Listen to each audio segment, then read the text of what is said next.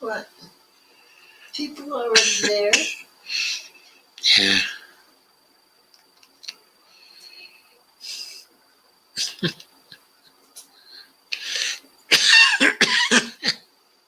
What are you laughing at?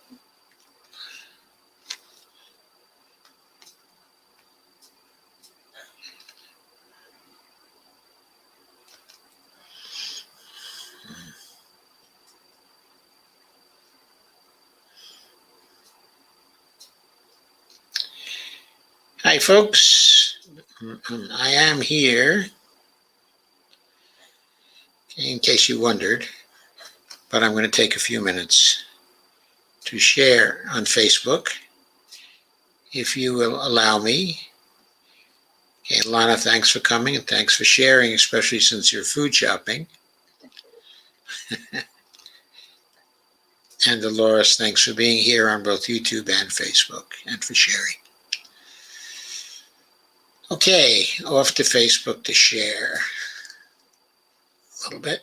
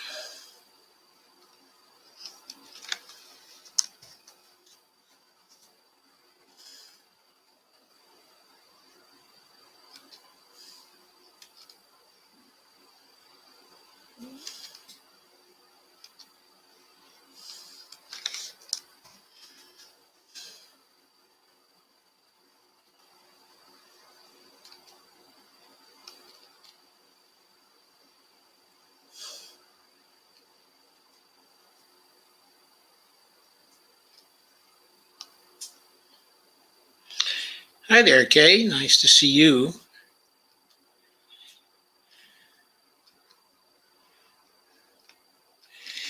Anybody seen Carmen yet?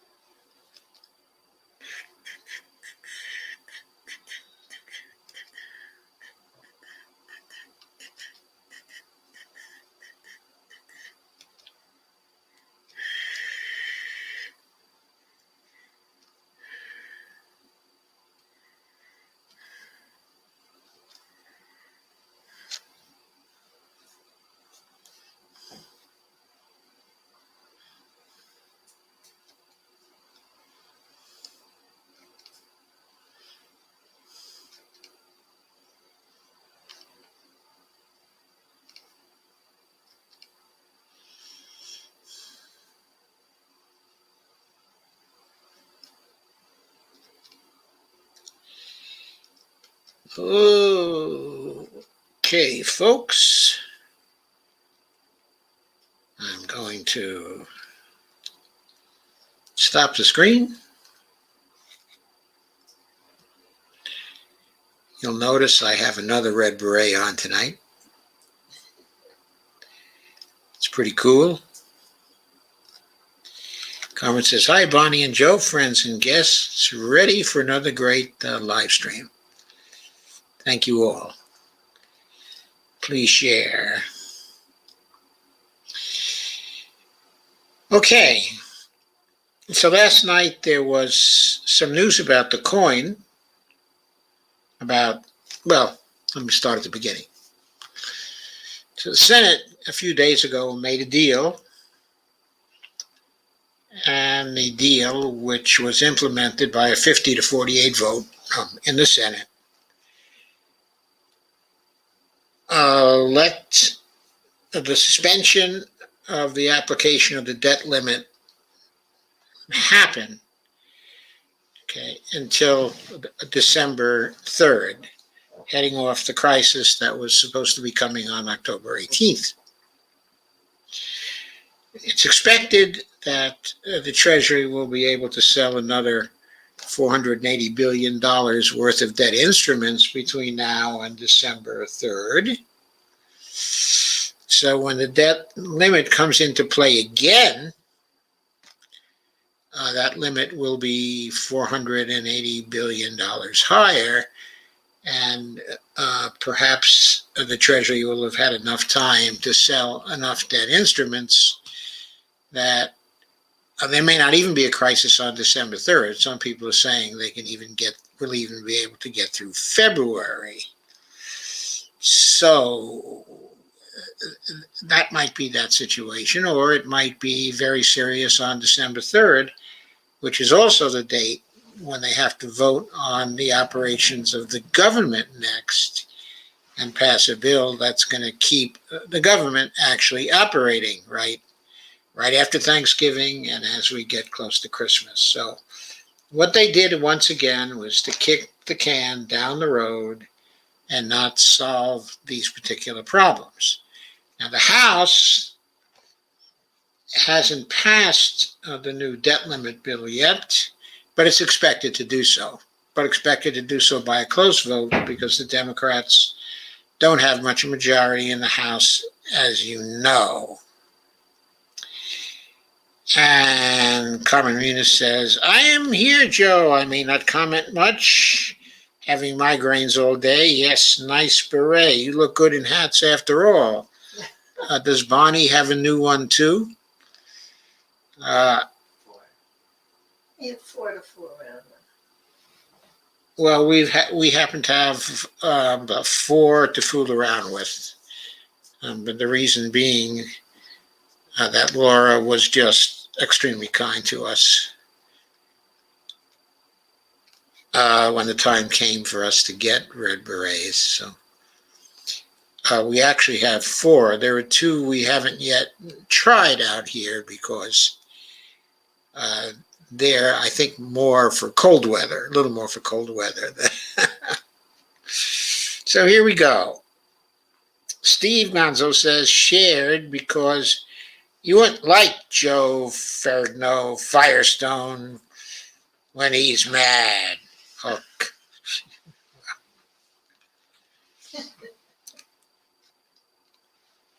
I hope not to have to get that mad this evening, but who knows what will occur. Only the shadow knows.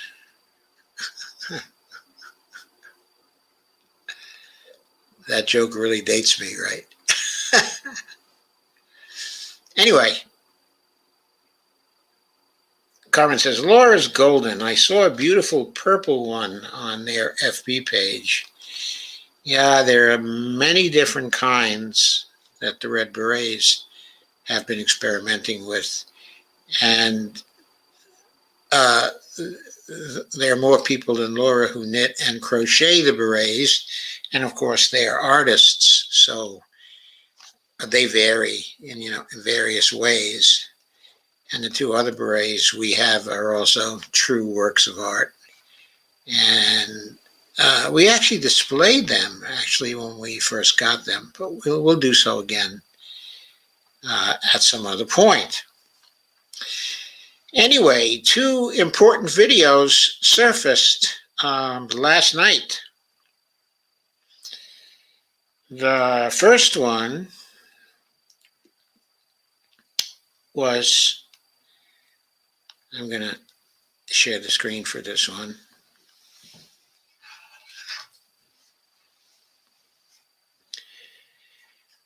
The first one was an interview that Ron Gray had with former Mint director Philip N. Phil Deal. And Phil is very important because when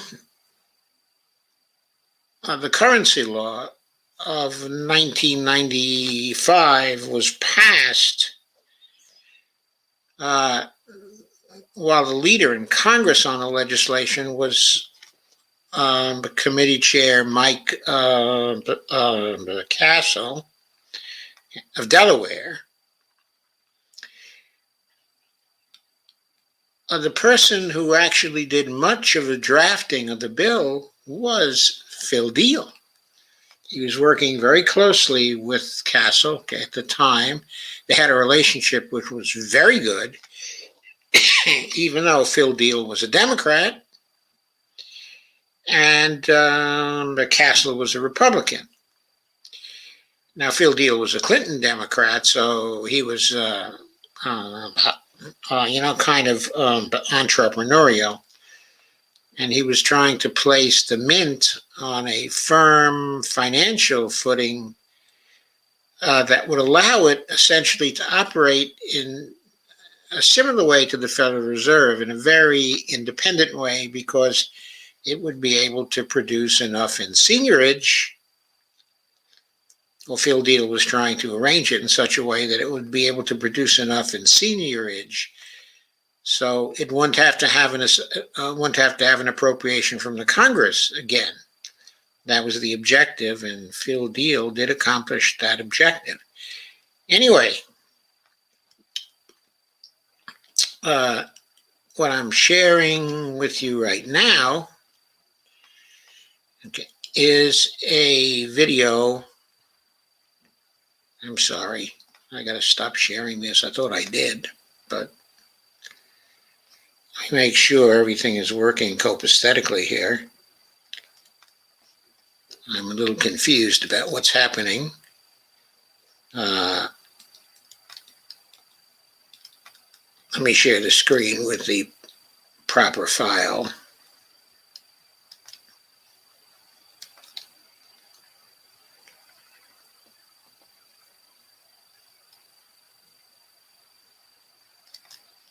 Yeah, you can see it now. So this is Phil Deal is on your left, and Ron Gray is on your right.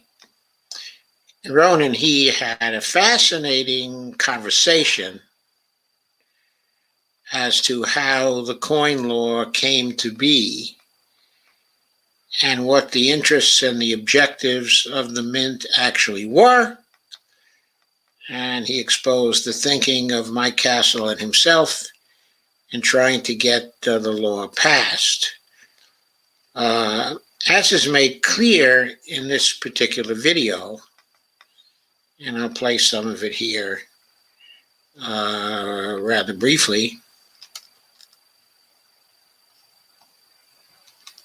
University of Willamette in Oregon. I'm also a director of Public Money Action, a 501c4 that promotes public education and tries to improve our public policy making process around money and financial issues. And I'm joined today for this very special one-on-one. Okay, so these are the introductions. Every little detail. And the Mint could not deviate from those details, had no discretion. And I asked for virtually total discretion to design a coin based on market research and building a relationship with the person, the company, and the patriarch of the company in Japan, which along with North America are the two big international platinum bullion markets. And so that included everything from design to denomination. And that's what we were granted. I drafted that bill. He got behind it, carried it to fruition. It got embedded in a much larger coinage act that was designed to fulfill one of my promises, and that was to get the commemorative coin program under control, to limit it. So that's relevant to the issue of the platinum coin, because it has been described as our intent and Congress's intent to create another collectible. And that was not the intent. The intent was to authorize a bullion coin. And as a sidelight of that, it also allowed us to produce a proof coin, which is a collectible coin. It was never intended to be a commemorative coin of any kind. So that's sort of how we got started. That program was immensely successful. Within 6 months of launching the bullion version of this coin, we had taken 65% of the Japanese market away from another competitor. And we had also, of course, taken the North American market away. And that success laid the groundwork for Congress to pass the 50 state quarters program. We demonstrated our ability to perform on an entrepreneurial project. So I want to just take a step back. I want to get into the platinum coin provision in particular.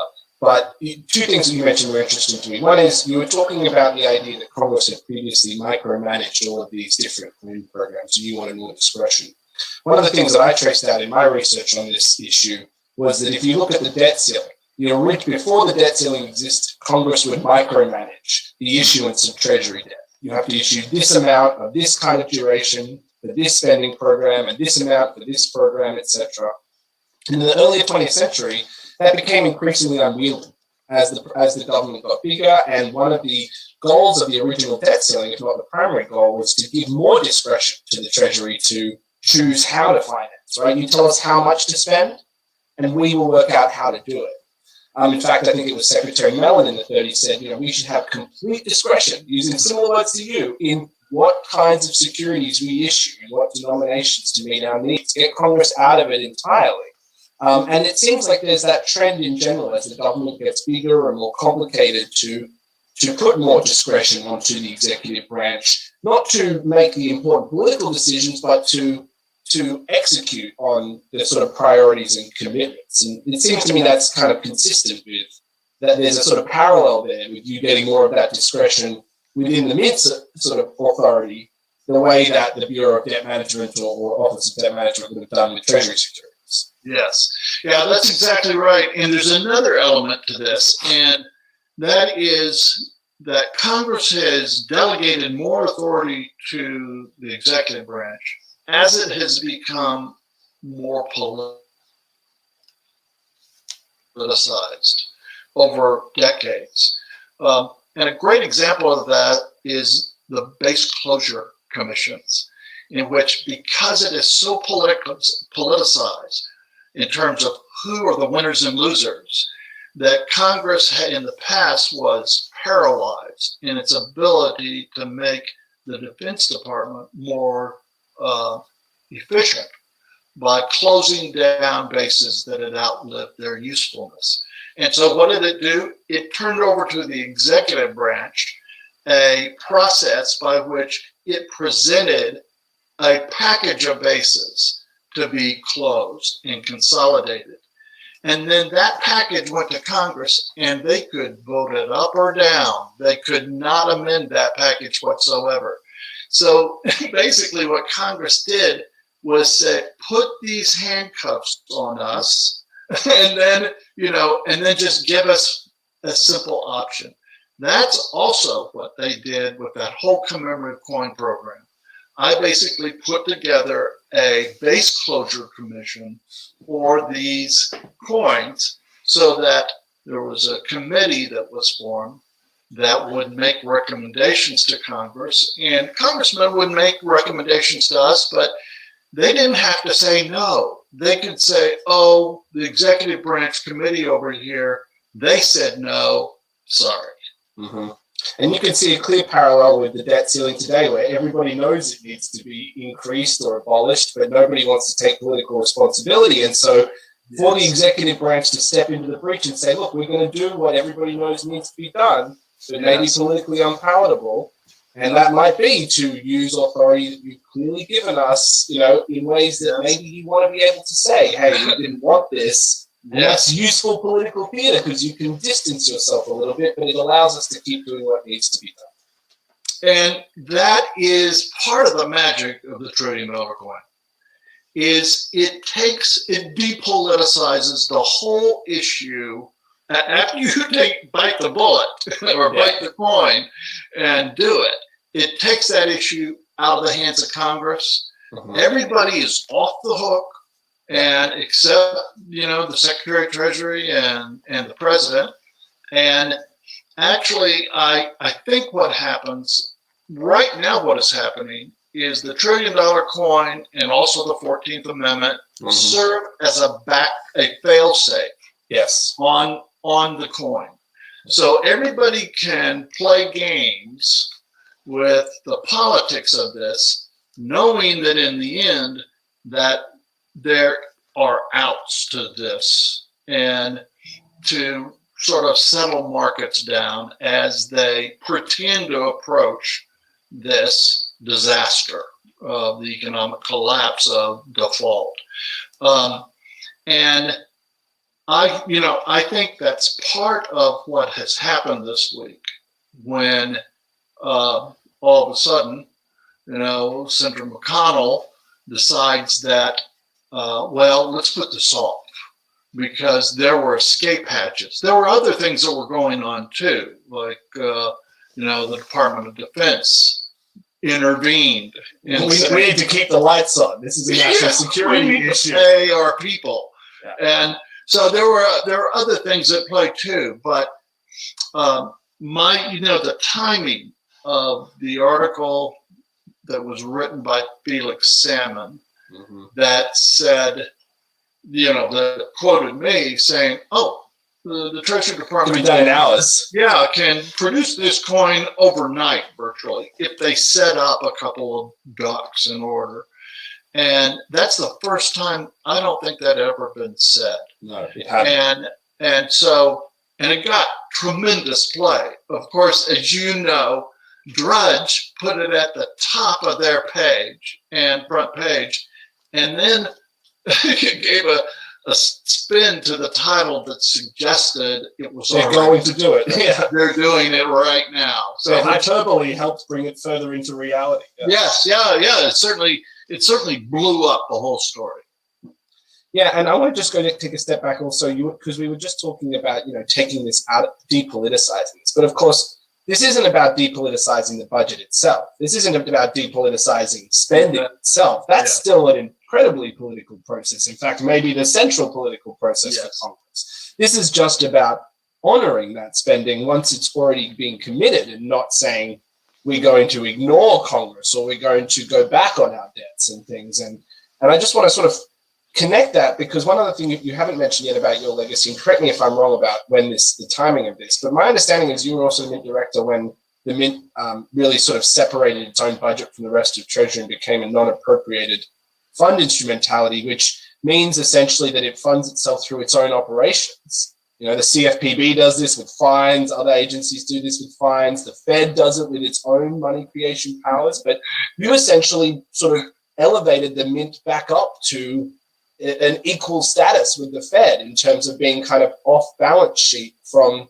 the rest of the government, which when you combine that with the Mint's sort of internal powers makes it a very, very, powerful institution. As you said, the Mint has been around for 200 years. It's the oldest monetary institution in the US government, but that seems to have been a pretty key moment in making the modern Mint what it is today. Yes, it absolutely was. And when I proposed this to Treasury, I got laughed at. They said, how are you going to get Congress to let go of the purse strings on your agency? And I said, I'm going to do it through the Appropriations Committee, which made them laugh harder because, of course, the Appropriations Committee is where that power is exercised. But I already knew at the time that the chairman of my Appropriations Subcommittee was going to back it, because he and I had talked about it. And he Well, really you worked on the Hill. You know how this works. Yes, exactly. But also, I was very fortunate because the new Republican chairman of the committee, this was in '95, so right after the Gingrich Revolution, the new Republican chairman of the Appropriations Subcommittee was a conservative, very conservative Republican. But he and I hit it off on a personal level. And he really liked the idea of what I was doing at the United States Mint, of turning it into an entrepreneurial, business-like agency. Believing the government can do something, ironically. Yes, yes. This was before that there was this commitment in the party, his party, that the best way of showing the government could not perform was to sabotage it. And so he was not like this at all. A guy by the name of Jim Lightfoot from Iowa. And so he said, yes, and I explained that all these things that we need to do, I need to have this flexibility. And so I need to operate off my own profits. The U.S. Mint is a profit-making enterprise for the U.S. government. Our profits go directly into the general fund of the Treasury. And I told him, you give me this flexibility, and I'm going to send a lot more money into the general fund. Which means less government debt, right? Less borrowing. Exactly. Right? I mean, that's exactly right. The money from the United States Mint, part of it is exactly the same as tax revenue. And the other part of it, which gets to the $1 trillion coin, is very much like the issuance of interest-free loans, bonds.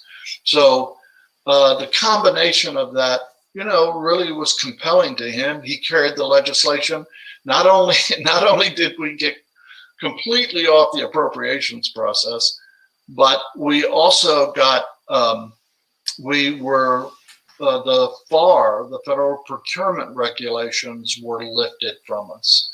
And so we took a document that was like this thick and turned it into a pamphlet to describe to outsiders what our acquisition process was. So once again, it's a story of more flexibility, more discretion. Yes. And giving now, you, I will say this.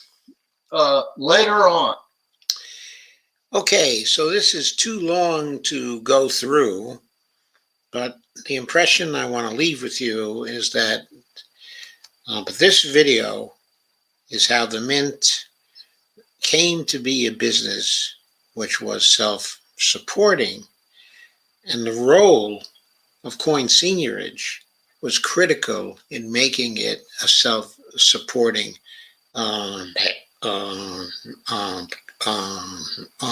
agency, of government. But to be self-supporting, of course, it had to be able to prove to mint coins whose face value was greater than the metal in the coin. So that coin law of 1995 that Phil Deal was successful in getting passed was always about issuing and selling coins that would have seigniorage in them. So,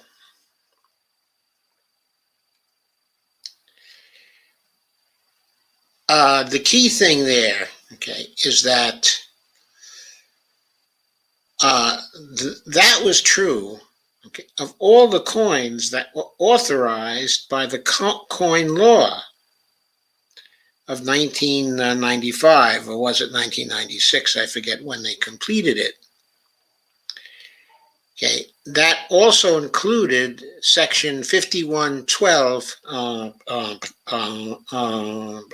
paragraph K, which is the paragraph that contains the authority that was given to the Mint and given to the secretary to have the Mint actually create the platinum coins whose design it was up to the secretary, whose specifications were up to the secretary, whose composition was up to the secretary, except that it had to have platinum in it to some degree. Okay, it had to have bullion in it. Okay, and so that discretion, including discretion over the face value of the coin, was given to the Treasury Department, okay, to the secretary, who would give orders to the mint, okay, to create coins with specifications that were to be developed by the secretary, whose designs were to be specified by the secretary as well. So this is an important point, okay, to keep in mind. This was always what the intent of the law was. It was always about getting seigniorage for the mint. And it was about basically giving the mint an equal status to the Federal Reserve in general, okay, at least, in terms of its ability to create the money of the United States, at least the money of the United States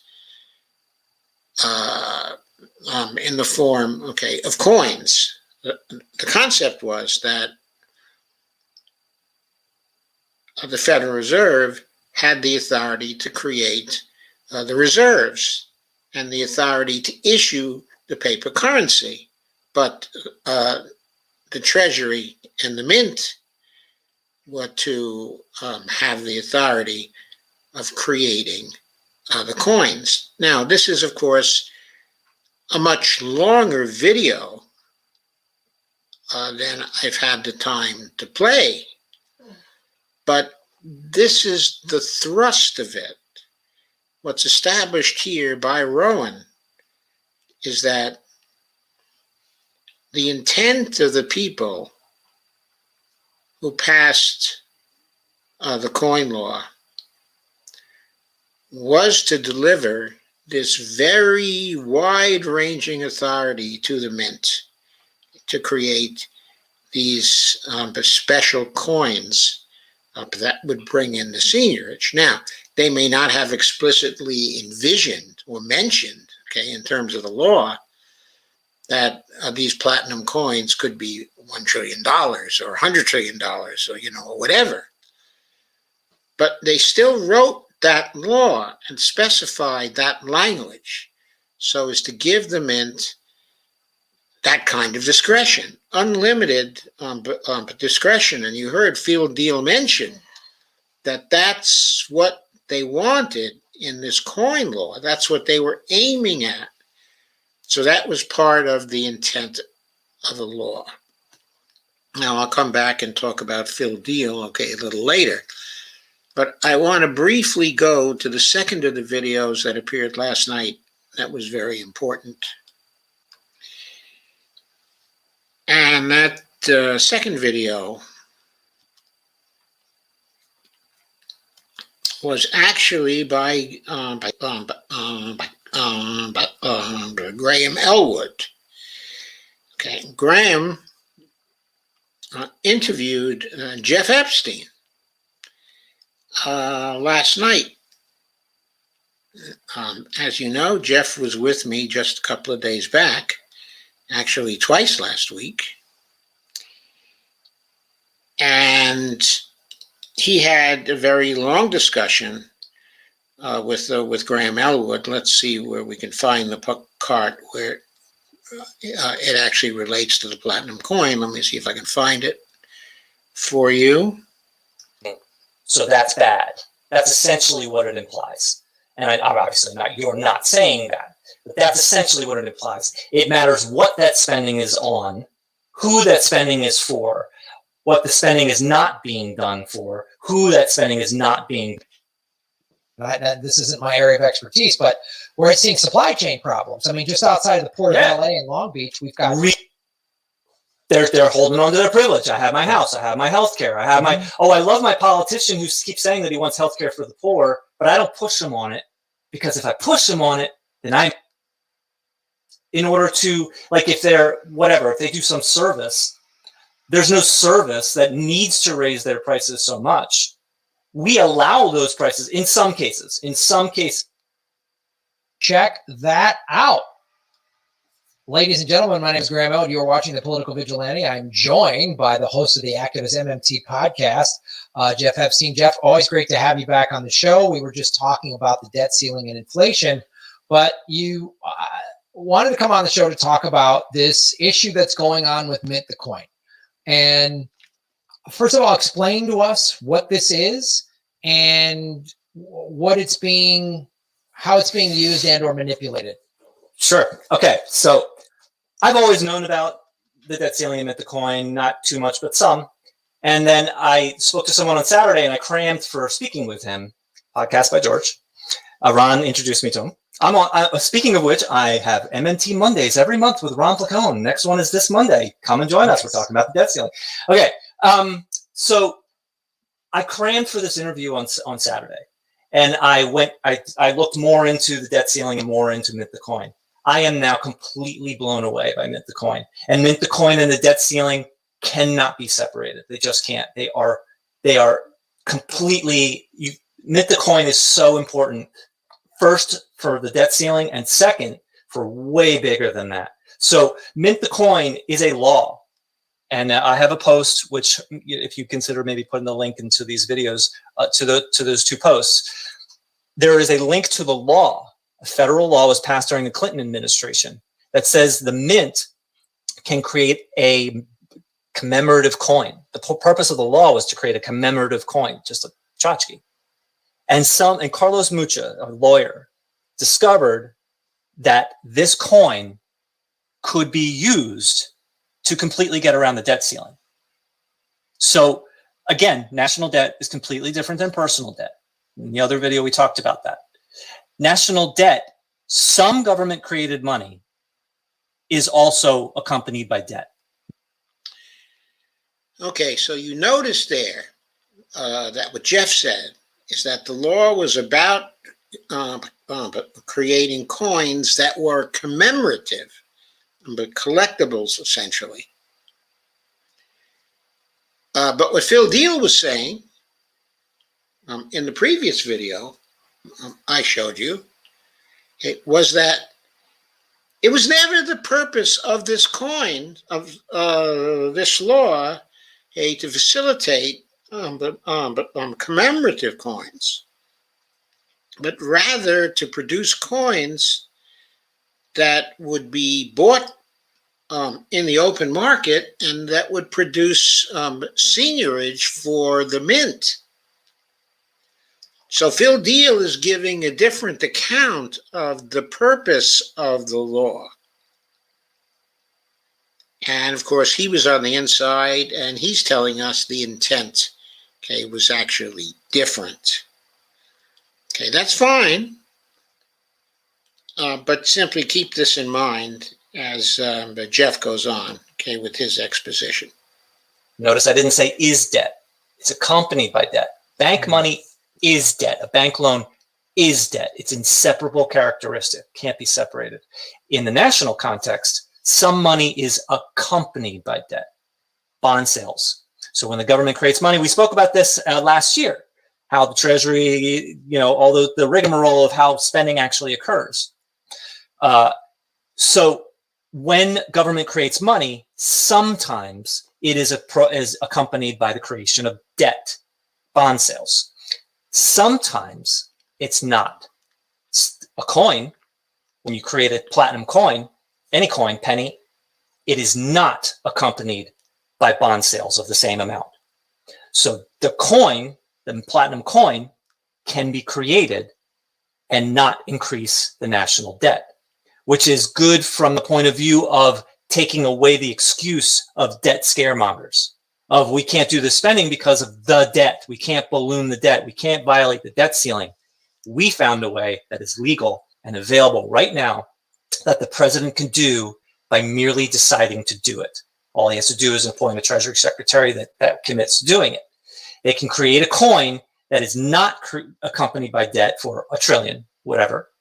And that money can be used for what the government or what Congress already decided to spend. The president can't go on some shopping spree.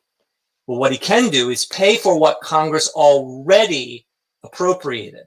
So if Congress says it spends $5 trillion, then the debt ceiling is $3 trillion. Then they can only do up to that $3 trillion. They have to sacrifice. They have to not do what they already committed to doing, whatever laws, equal to $2 trillion. It's because it violates the debt ceiling, which is their New Year's resolution. So the coin can be created for $2 trillion, and now they can do all of it, and it doesn't cause the debt to go up. It doesn't violate the debt ceiling. So it means that what Congress already decided to do can be done. So it can end the current debt ceiling crisis. But here's the thing. If you make a platinum coin, the law says, and the text of the law and a link to the law is in my post, and it's actually also very short, 2 sentences. If you create a coin that's 10 trillion, that money, it's only usable for what Congress appropriates, only usable for that purpose. So it's not given to Americans. It can only be used for what Congress decided could be done. If they create 10 trillion, that money stays in the Federal Reserve and the Treasury until Congress appropriates more. And so the next debt ceiling crisis, say, oh, we can't violate the debt ceiling crisis. We have 6 trillion still sitting in the Treasury.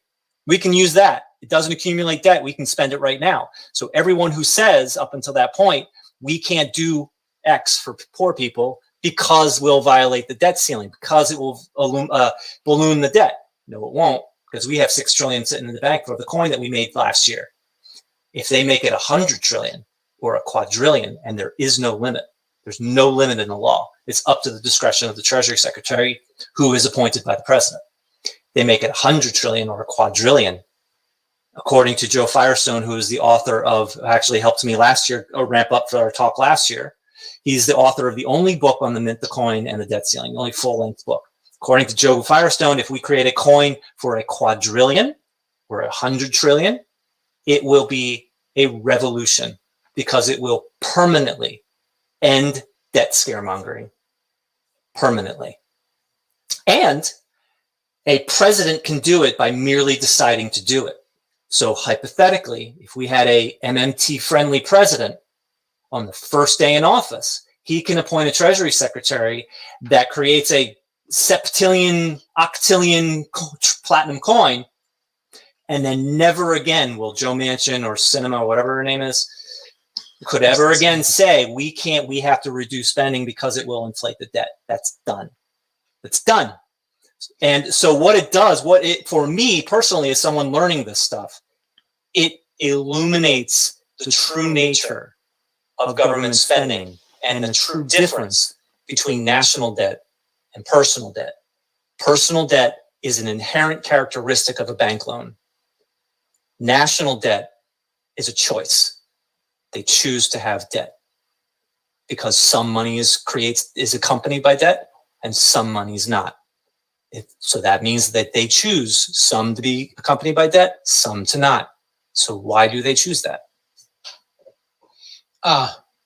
Yeah, well, the thing is like if this were to happen, then the two ridiculously corrupt parties wouldn't have this stupid political football to kick back and forth about this dumb made-up debt ceiling.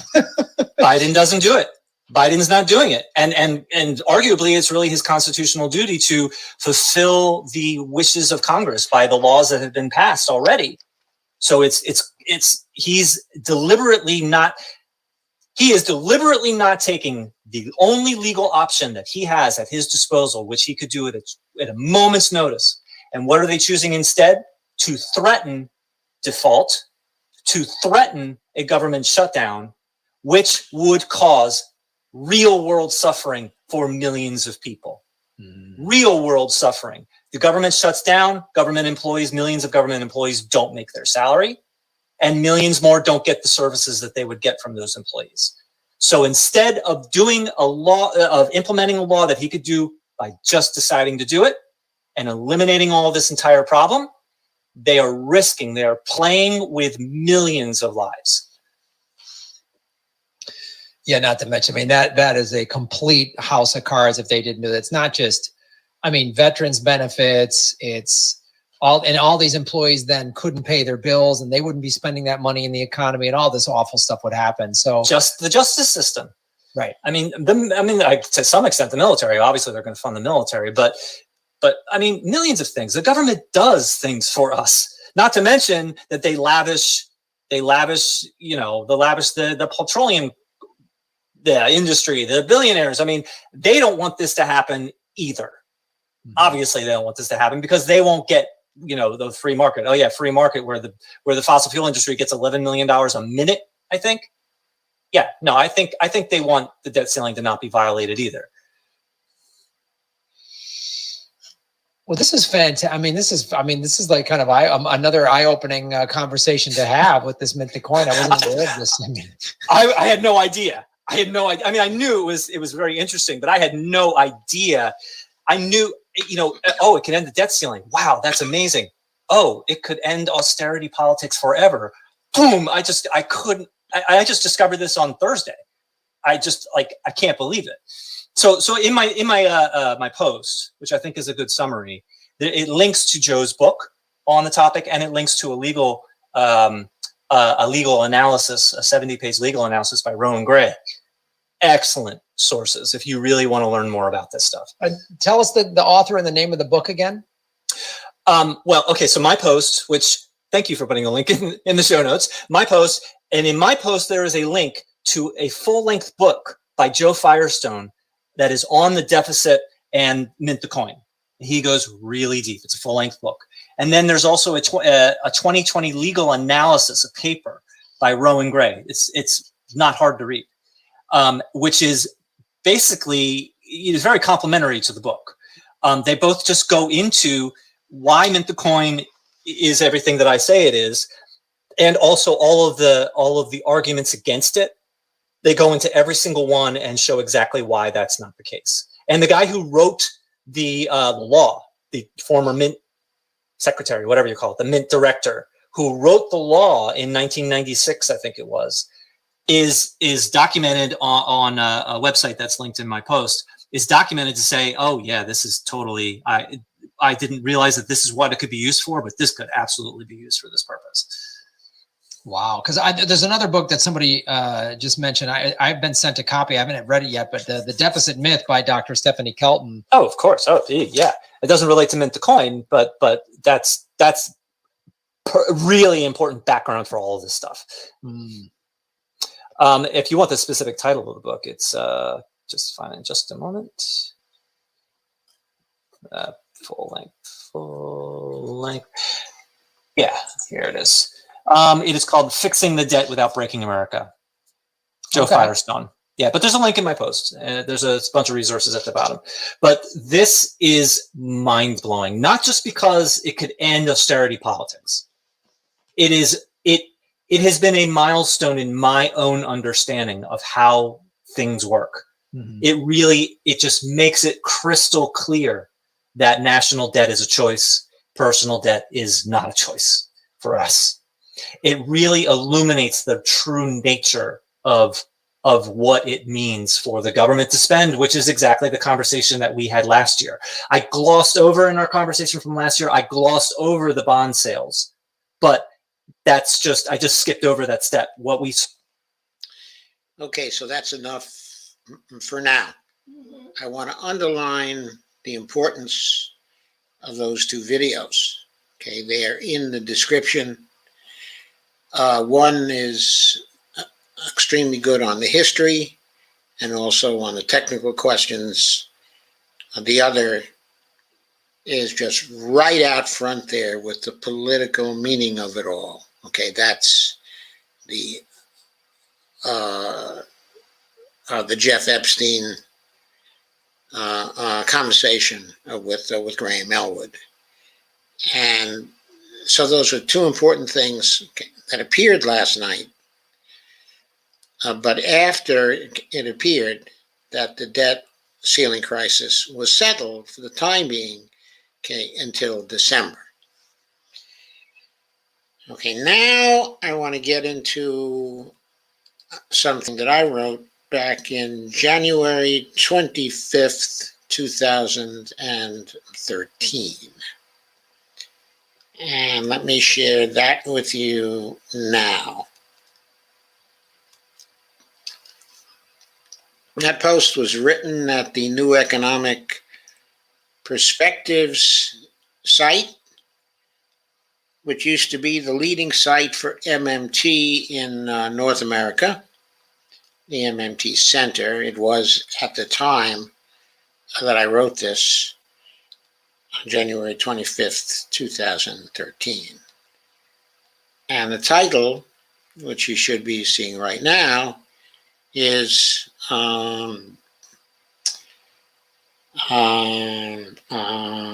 Beowulf and Deal embrace trillion-dollar coin incrementalism.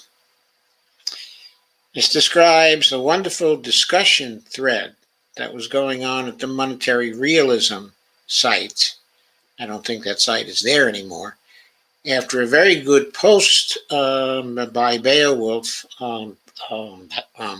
Carlos Mucha, okay, is his name, his pseudonym, okay, was Beowulf, who first brought forward the proposal for the executive branch to use the authority provided in the 1996 platinum coin Seigniorage law to fill the public purse on whether the Fed had a legal basis for turning down platinum coin seigniorage in the form of the trillion-dollar coin.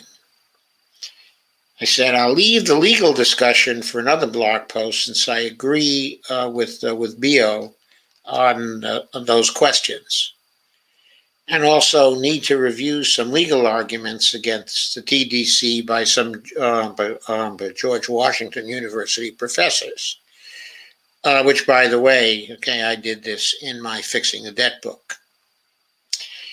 So I say, here I want to write about some of the MR discussion relating to PCS options,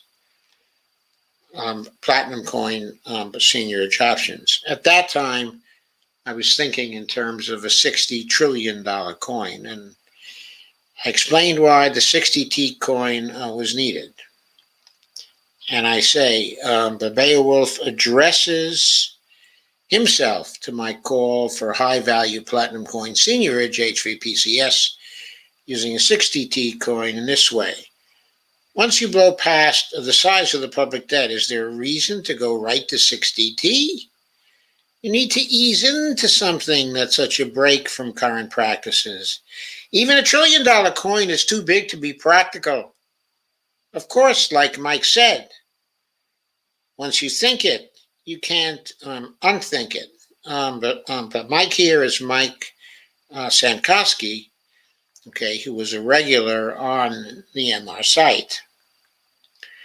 If I recall correctly, said Beowulf, it was Philip who suggested minting $25 billion coins would be a good place to start. Philip is Philip N. Deal, former director of the U.S. Mint in the Clinton administration, and co-author with Mike Castle, who was a representative from Delaware, of the PCS legislation. In comments of the post, Philip joined Bayo in advocating for an incremental process of PCS introduction. An important reason for using a 60T coin, and now I would say a 100T coin, isn't because we need all that money right away. In fact, we can spend very little of it because the spending hasn't been appropriated by Congress. And most of the outstanding debt, subject to the limit, will have to be paid as it falls due rather than immediately. Why would it have to be paid as it falls due? Because if it was paid all at once, it would be inflationary.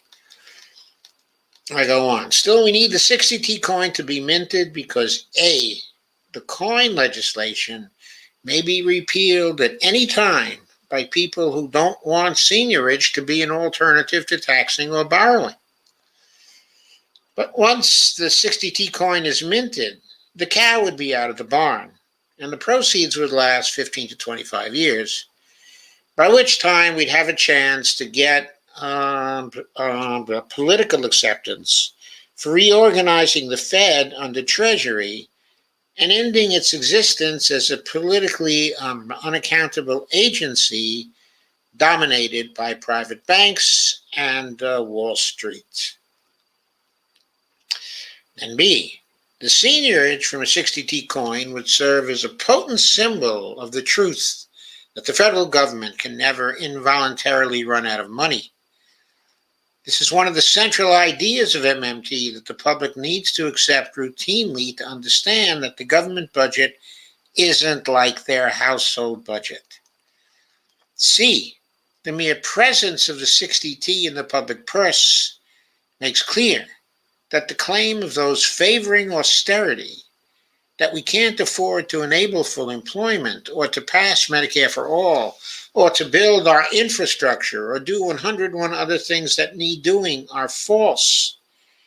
And to oppose them, the Austerians would then have to argue on the merits of the policy proposals and not almost solely on the grounds that we just can't afford it because of all the debt we're going to leave to our grandchildren. Okay, note please how in the conflicts we're having now over the reconciliation bill, how Manchin and Sinema do not talk about the merits of any of the policy proposals. They just talk about how they're uncomfortable with 3.5 trillion, how it won't be fiscally responsible to spend that much, how it will represent problems for our grandchildren if we spend the 3.5 T.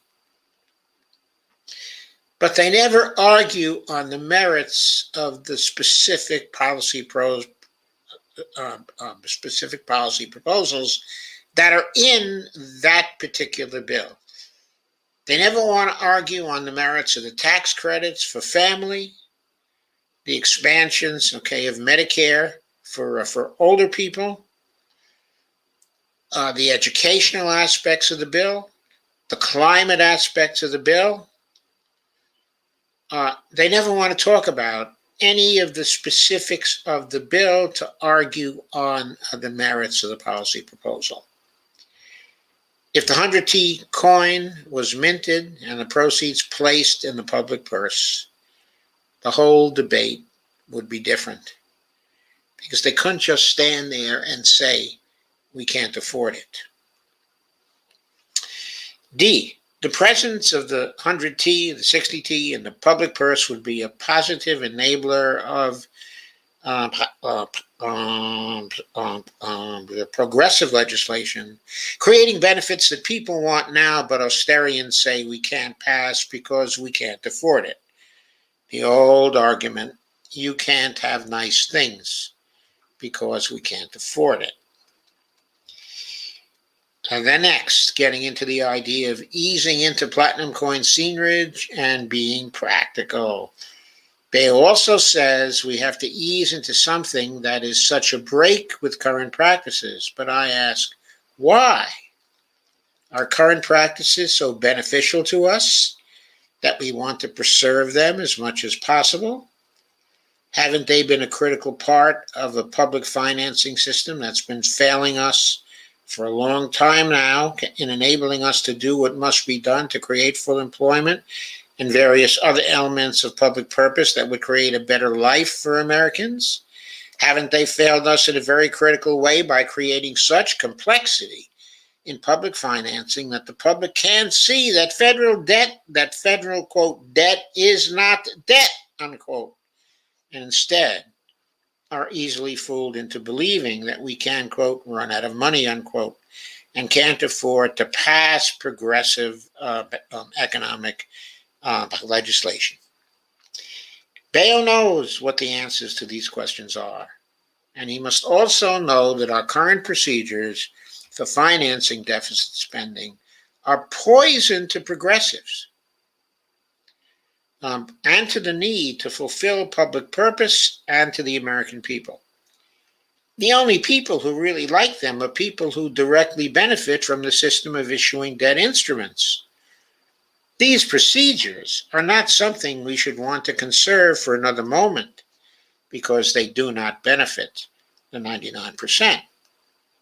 Bayo also says that the $1 trillion coin is too big to be practical. But what's impractical about it, quote unquote? Assuming it's legal, which he and Philip both believe, it strikes me that in its 60T version, I would say 100T again today, it's both efficient and effective in riddling us of austerity politics. Bayo goes on to talk about the fear of inflation. Considering that the fear of inflation is the biggest political hurdle to, quote, printing money, unquote, and needs to be addressed when it comes up, a shock and awe 60 megaton coin strategy will lose more political support than it gains. Besides, there's no point to creating a strategic petroleum reserve-like buffer stock of something the government has the ability to create at will, especially if it's just going to scare the hell out of people, and that it certainly would. I reply, I say, I can't see how Bayo can possibly know that, due to inflation fears, a 60T coin strategy will lose more political support than it gains. Maybe he'll oblige me by doing a political analysis showing the transmission mechanisms involved. Here's mine. The 60T in Seigniorage would allow the president to pay off all the debt instruments held by the regional Federal Reserve banks and by federal agencies. Since the reserves, and today 100T would do the same thing. Since the reserve used to redeem these instruments would not be spent into the economy, they can't possibly cause inflation without a causal transmission mechanism. That's a payoff of nearly 40% of the debt subject to the limit. If the Treasury pays that off in the week following minting and depositing the coins, the most likely reaction on the part of the public will be very strong approval of this action. When the Treasury then pays off 1.7T in Treasury bills over the next year, and the administration points out that debt subject to the limit has been reduced by 50% overall, these were calculations done in 2013, by the way, they would be different today, people will be even happier. When next people see that more and more debt subject to the limit is issued over the first year to cover deficit spending, I think they will be happier still. When finally they see that there is no inflationary impact from paying off half of the national debt, they will be ecstatic and conclude that Obama is a genius for coming up with this great new platinum coin trick that has stopped both spending cuts and further tax increases, and yet still allows the debt that their grandchildren might have inherited to be paid off as it falls due with no new debt issuance needed. The proof of the pudding is always in the eating. We, including Bayo, and maybe Philip too, know now that paying off that first 8.2T in debt will not cause demand pull inflation during the first year after minting the coin. The public will know that too when they experience it. During that first year, inflation fears will gradually recede from the first day the money is used to pay off debt. By the end of the year, those fears will be largely gone among most people, except for those for whom that fear is part of a, quote, religious belief, unquote, leaving inflation hysteria to, quote, the gold dogs, unquote, and Austrian school economists. Then I say, I would have done the 60T coin in May of 2011, or most recently, the day after the election. And then I would have given a speech like the one in this post, followed by a mobilization of Organizing for America, you remember Obama's organization, behind the initiative. He never mobilized Organizing for America in back of anything when he became president. It used to be, of course, the Obama for America program, and it got changed into Organizing for America, but it was neutered by Obama. He never used it for anything. Now, the Senate then never would pass a House bill to repeal PCS because everything would have become so visible that sticking with the coin would be a litmus test for any Democratic candidate who wanted to run with party support. Then if Obama got a high percentage of the debt paid by November 2014, I doubt there'd be any trouble in the midterms in either keeping control of the Senate or winning back the House. After all, what's not to like? 1, debt rapidly disappearing. 2, the end of any need for austerity and no entitlement cuts. 3, no battles with Congress over debt ceilings or fiscal cliffs or austerity budgets. 4, Congress still controls the purse strings. And 5, attention to real issues about how to create good times here in America. So the brouhaha over the 60T coin would pass. The R's and Republicans wouldn't be able to repeal the coin capability until they got hold of both houses of Congress. And if Obama played his cards right, actually doing things for people rather than the banks and Wall Street, I don't think we'd see Republican control of both houses again for some time, in spite of wholesale gerrymandering. The earliest opportunity to get the Senate again might not be until 2018, when there will probably be many more Democrat Senate seats than Republican seats at risk. And by the way, 2018 turned out to be not that bad a year for Democrats, even though the Senate outlook was unfavorable on paper. As for the House, if the Democrats win in 2014 and don't screw up, a big assumption, I know, then they'll win in 2016. And again, the Republicans will have to wait until 2018, provided their party doesn't split apart before then. On Bayo's buffer stock of reserves in the public purse point, of course, there would be no point in creating one if the Treasury always had the power to create trillions to pay off that national debt or to deficit spend congressional appropriations. But the authority to do that is dependent on a Congress that has little understanding of fiat currency and that may repeal that authority at any time. So the buffer stock of reserves in the public purse is needed for that reason and the other 3 reasons I gave earlier. Here's a section on the incremental approach. Phil Deal and Bayo joined together in an exchange advocating an incremental approach to introducing platinum coin seigniorage, which would feature a step-by-step approach to gradually increasing the amount of platinum coin seigniorage annually. Bayo suggested starting out with a $25 billion coin and said this: on first day of fiscal year, Treasury deposits coinage equal to net interest paid the previous year. I like plays that end in the first act. If you're looking for a more incremental strategy, perhaps the way to ride the TDC wave while also diffusing opposition is to propose a responsible alternative, quote unquote. Say Treasury and the Fed should cooperate on a pilot program using $25 billion coins to see what effects, positive or negative, the use of debt-free money would have on our financial system, which is swimming in debt. If it's negative, that should quiet critics who are pushing for a $1 trillion coin. If it's positive, then it will be worthwhile to slowly expand the program to gauge its impact in larger amount. The only time we should ever mint a $1 trillion coin is sometime after the evidence is clear to everyone that the $500 billion coin, the $100 billion coin, and the $25 billion coin work just fine. Okay. A red herring, of course. The men can strike 40 $25 billion coins almost as easily as a single $1 trillion coin. I guess it'd be worth stressing that it's not a transfer of power from Treasury to the Fed, since it is the Fed who orders coins from the mint.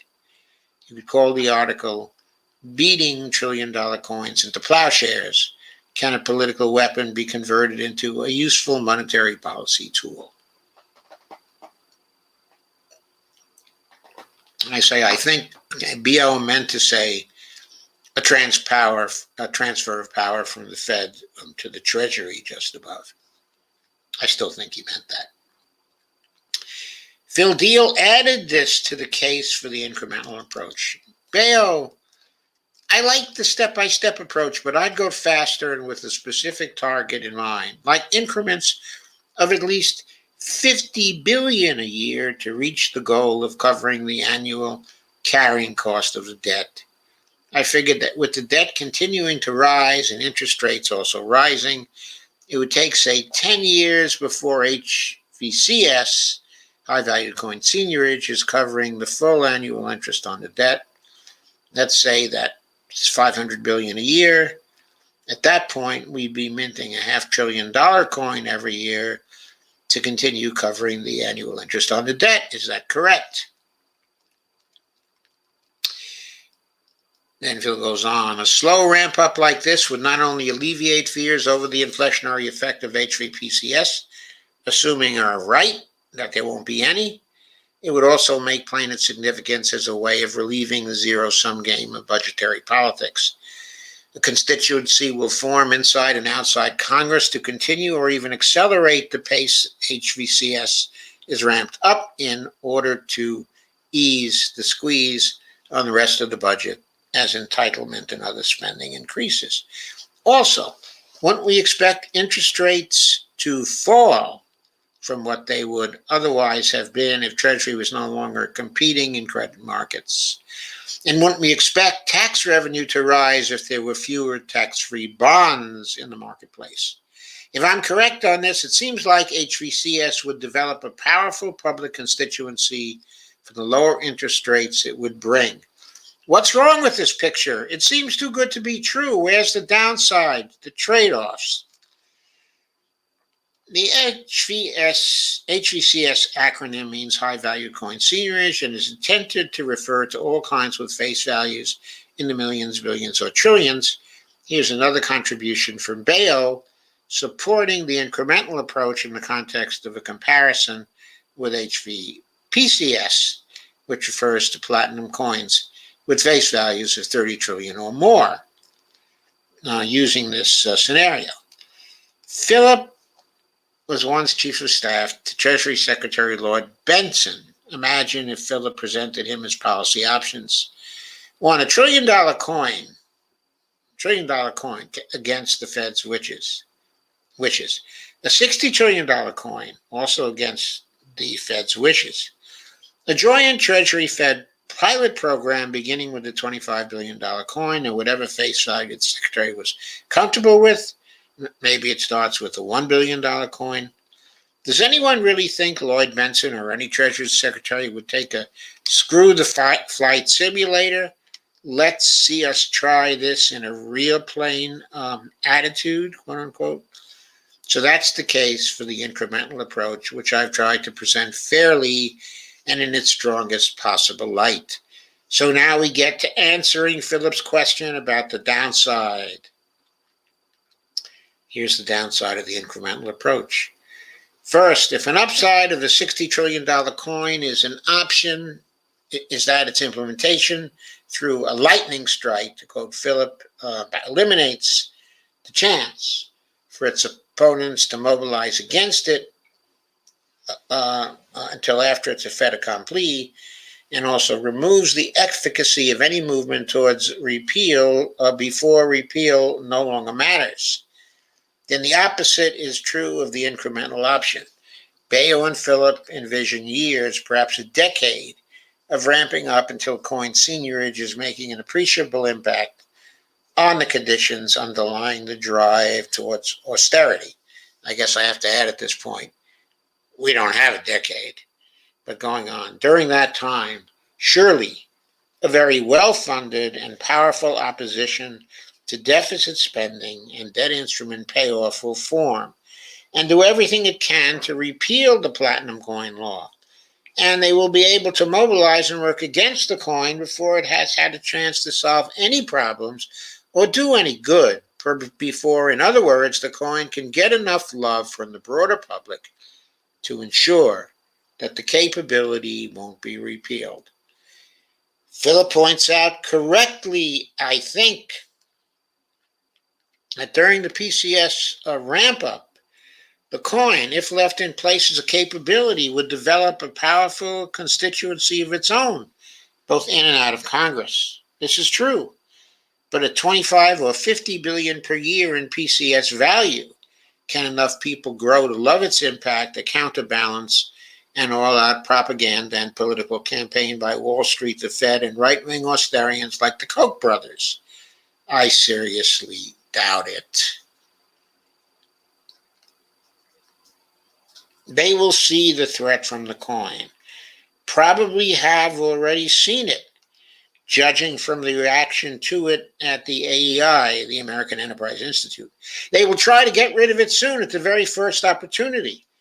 I'm sorry to say that I think an incremental strategy is not just impractical, but even feckless, given that they are now or shortly will come after the coin with everything they have, in much the same way that the health insurance has come after any serious health care reform.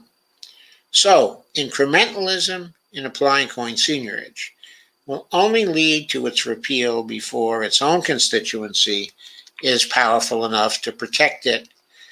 And what do Bayo and Philip hope to accomplish by this incrementalism? They hope, their proposal will be viewed as, quote, reasonable, unquote, compared to HVPCS options like the 60T coin or even the TDC or the 100T coin for that matter.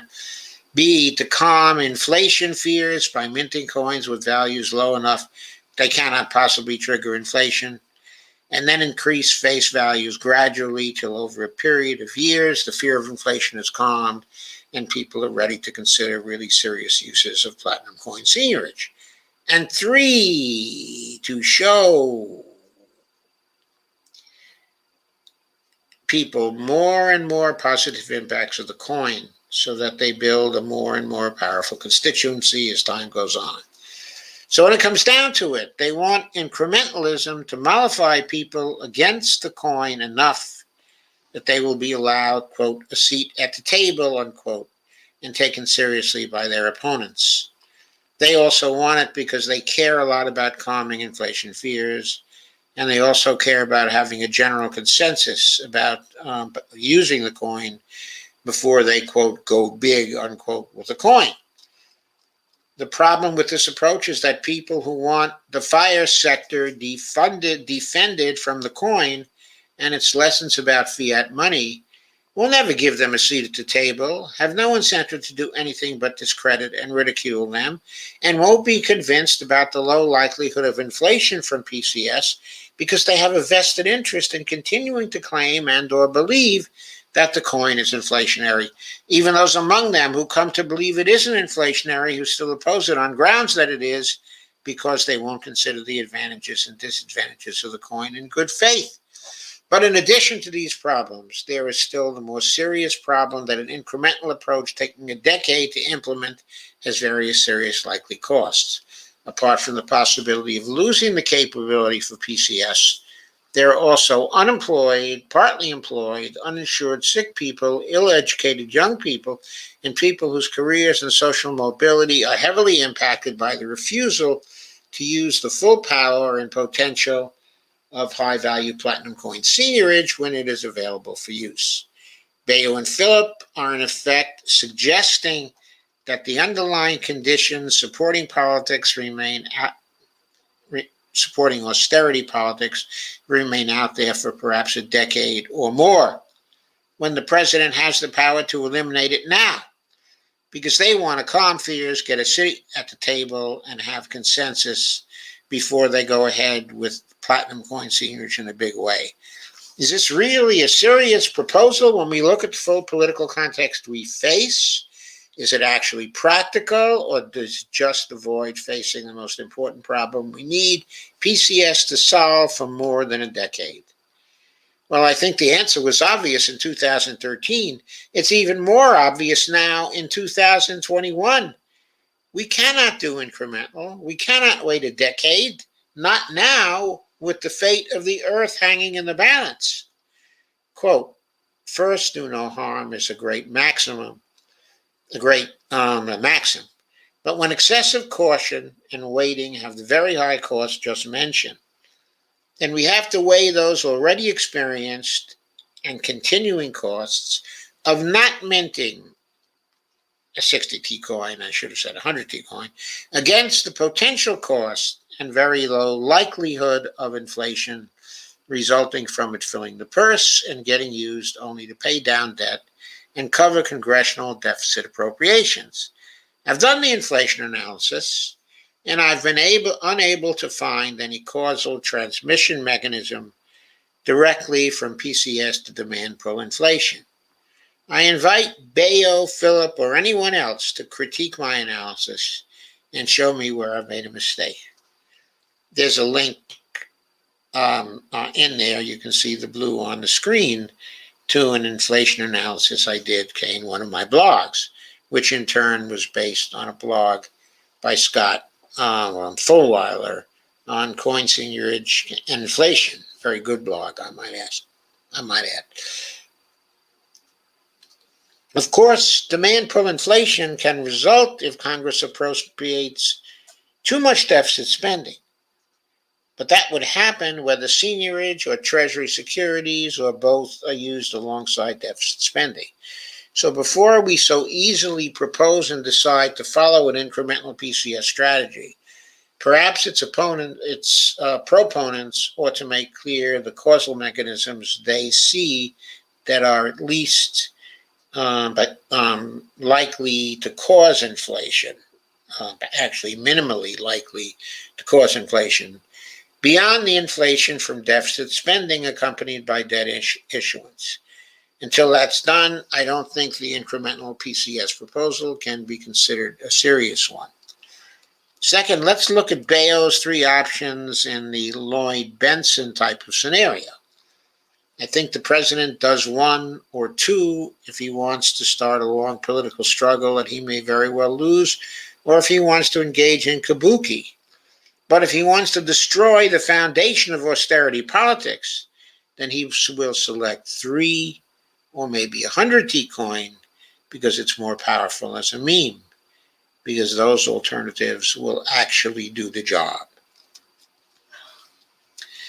So, what coin seigniorage option should be pursued depends on what the goals of the president are and her perception of the problem. Bayo, Philip, and other incrementalists seem to think the problem is how to get everyone used to fiat money so it can be introduced on a large scale, fairly non-controversially, and with a good deal of consensus support.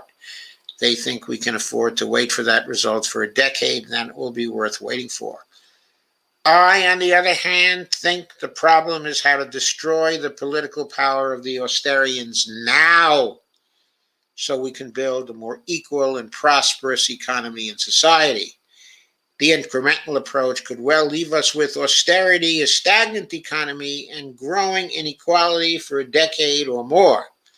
By the way, we've had that, of course, without even any minting of the $1 trillion coin.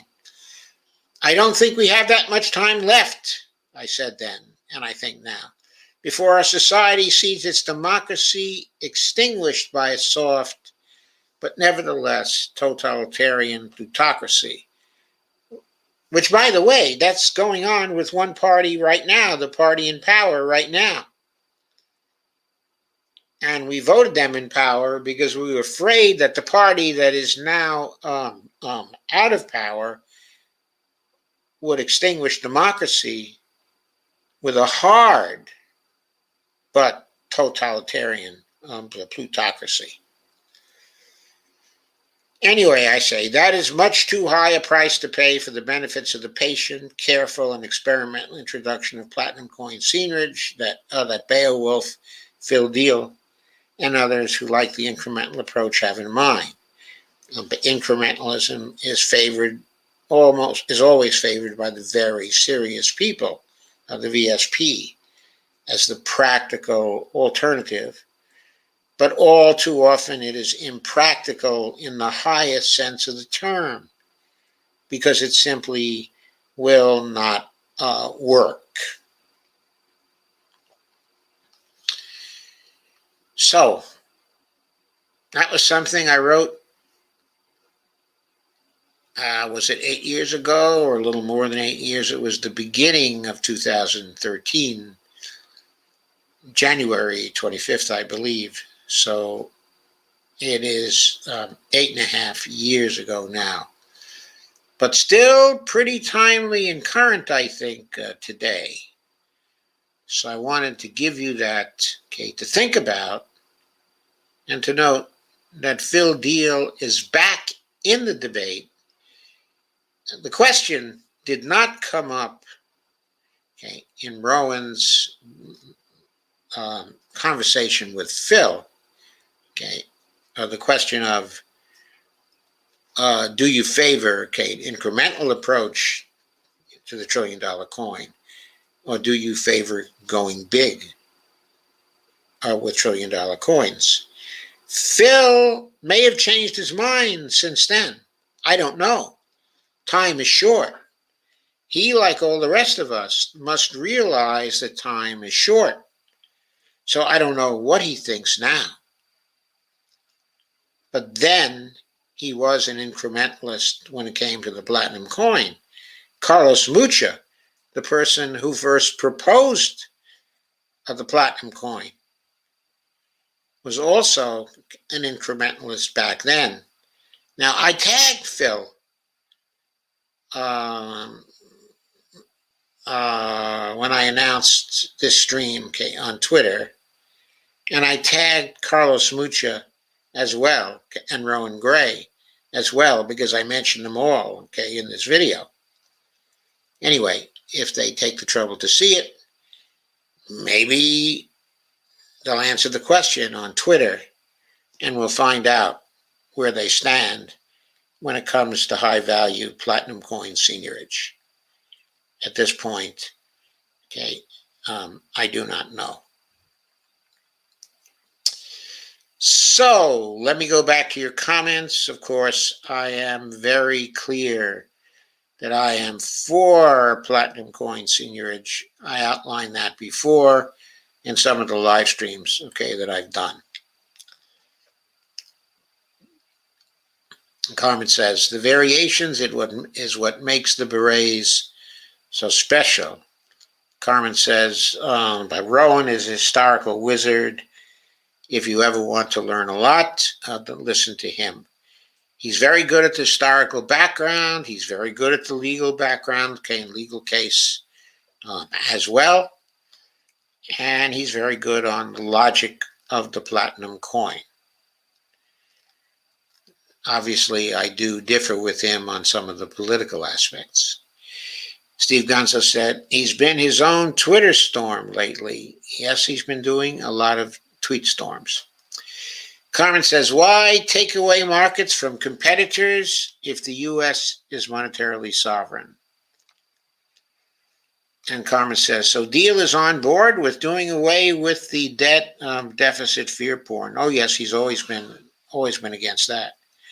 Carmen Yuna says, wait, what? Rowan knows MMT. Why is he mentioning borrow? I take it Deal doesn't. I think by now Deal does know some MMT.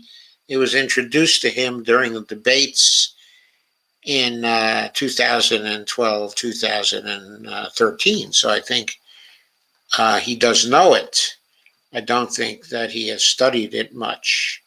Okay, in Rowan's case, he's one of the most accomplished of the MMTers.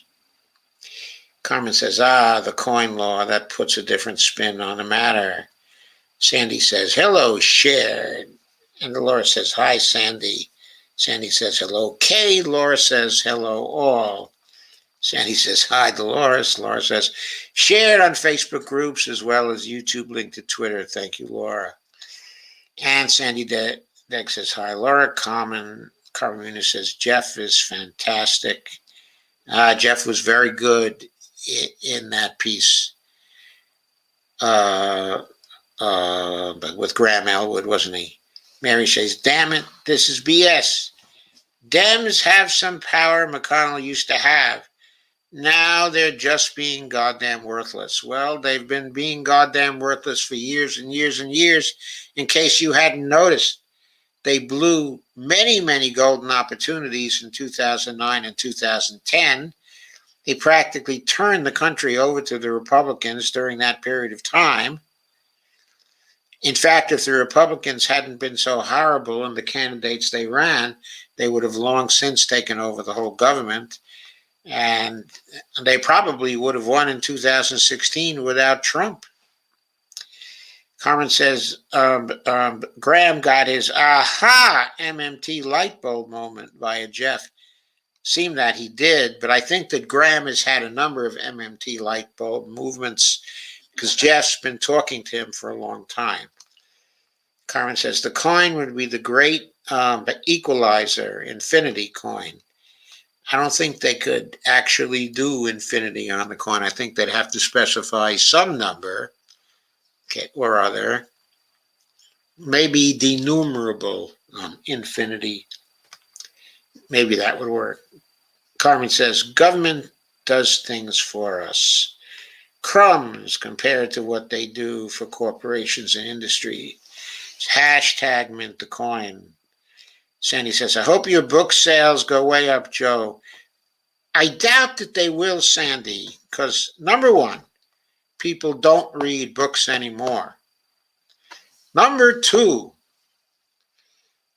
this time the debt ceiling crisis didn't go on for very long and did not get a lot of attention in the news. It was at the most, maybe 2 weeks of attention, and now it's quieted down again.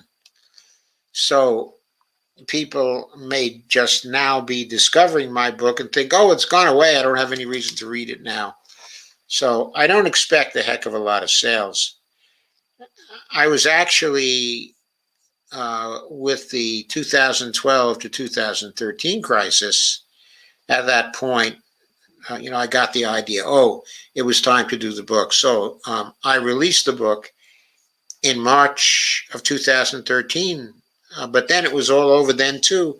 And immediately no one was concerned about the coin after they made a deal in the spring of 2013.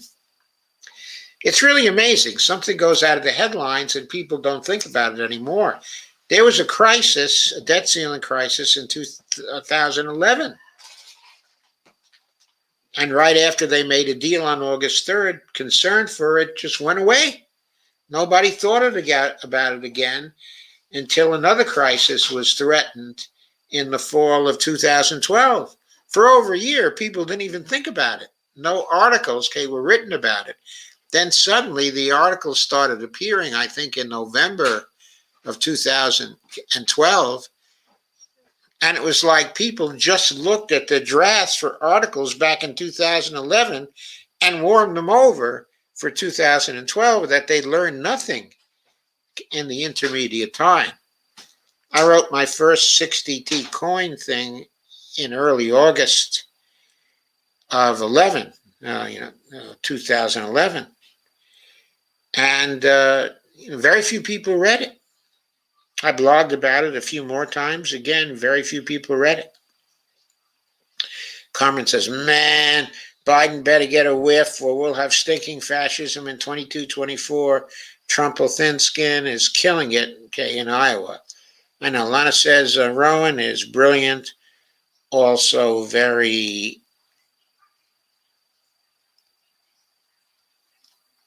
I missed that. Also very entertaining if he is ticked off with quick, snarky, sarcastic replies. Popcorn may be required. Laugh out loud. Well, he wasn't ticked off in the Phil Dale interview at all. It was a wonderful love fest between the two of them for the whole period of time. Of course, no questions were asked concerning high value platinum coin seigniorage. I mean, value beyond $30 trillion coins. That was not brought up in that interview, which leads me to believe that both are interested, in incremental approaches. Indeed, When Rowan worked on the funding for the ABC Act, which he helped to write, with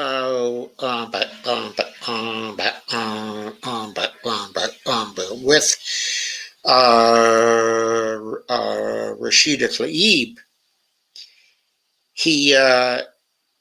he suggested $2 trillion coins to fund it, instead of suggesting even one $2 trillion coin. Okay, or going ahead and asking to mint the $1 trillion coin to do two things at once: fund the basic income for COVID, and also see to it that there would never be any debt ceiling crises. They could have put that into that bill, but they were afraid people would laugh them out of court, of course.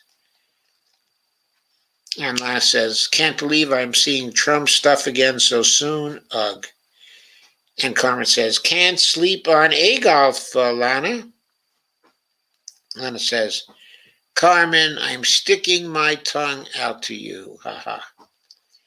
Carmen says, laugh out loud, Lana.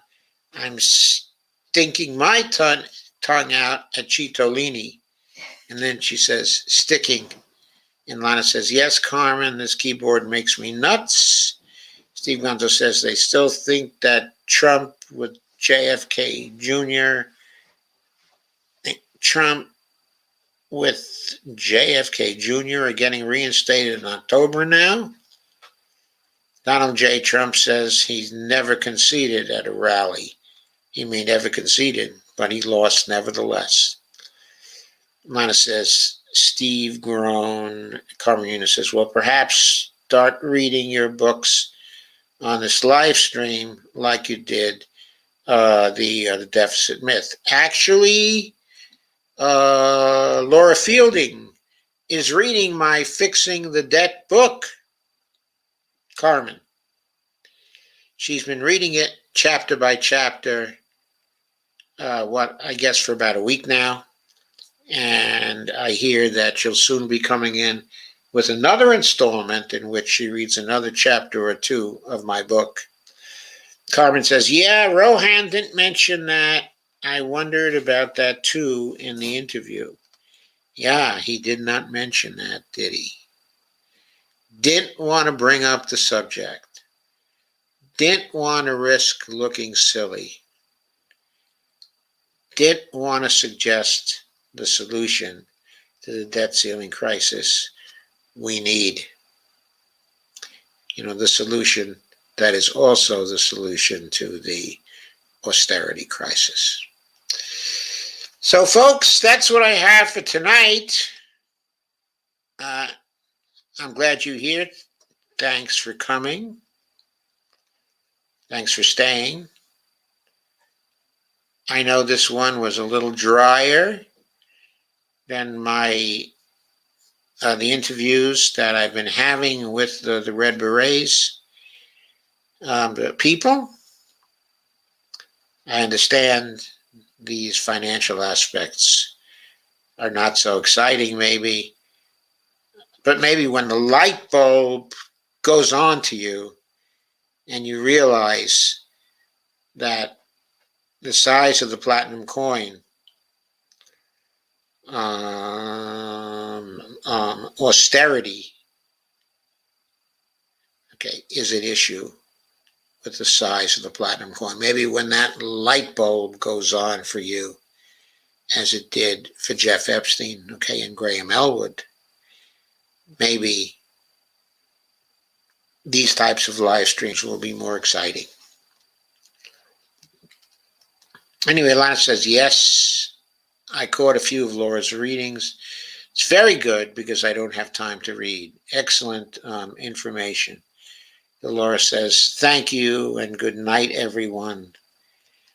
And Steve Gonzo says, thank you, quote, thank you, Secretary at Condoleezza Rice, for bringing us together. I was humbled to join you and my other remarkable predecessors, Secretary Bacon and Baker, Secretary Baker and Secretary Kissinger. That's a quote, okay, from Anthony Blinken, Secretary Blinken. And Shane says, hey, Lana, hey, Carmen, hey, Joe, hey, Dolores, hey, Shane. Carmen Yuna says, thanks for having us. Have a splendiferous weekend. Buenas noches. Thank you, Carmen. Hi, KRTD. Lana says, hi, Shane. And he says, thank you, Joe. Never dull. Love you and Bonnie and everyone. Thank you very much, Sandy. We love you too. And Kay, we love you too if you're still here. I think you were here at the start, weren't you? Uh-oh, I hope Kay is well.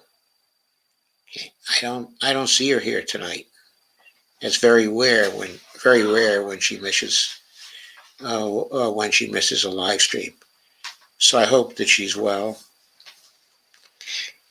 And I'll find out if she's well. I will send her a note. Someone named From That has written to us in what looks like it's Korean. Lana says, it's my birthday tomorrow. Also, Stephanie Kelton. Happy almost birthday, Lana. Happy almost birthday. Sandy Degg says she's here. And Shane says, happy birthday, Lana. And Lana says, I hope Kay is okay too.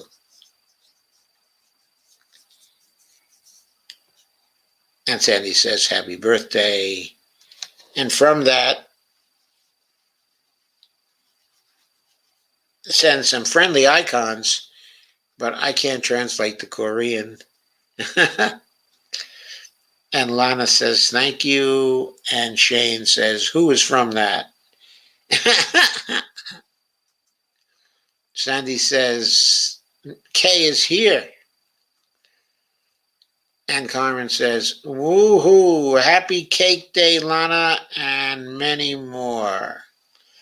Laura says, Howie Hawkins discussed problems with the infrastructure bill today. I'm going to have to take that in because I'll bet Howie gave it a very thorough discussion.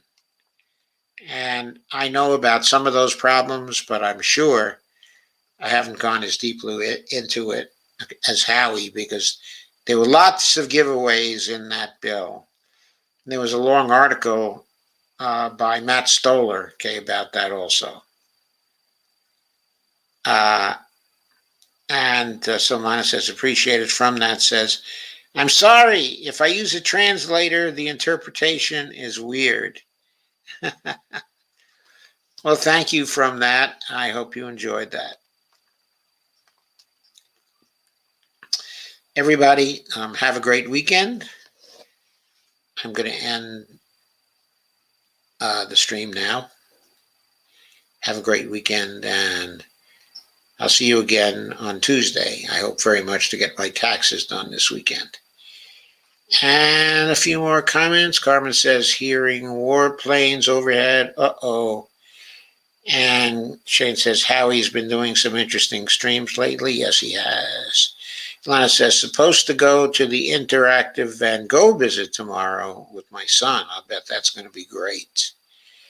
Shane says, but we can't speak Korean. Lana says, hello, From That. And From That says, thank you for knowing that I am Korean. I know that much Korean to know that that was Korean. And Lana says, good night. Good night, Lana. And everybody, good night. As I say, I'll see you again on Tuesday.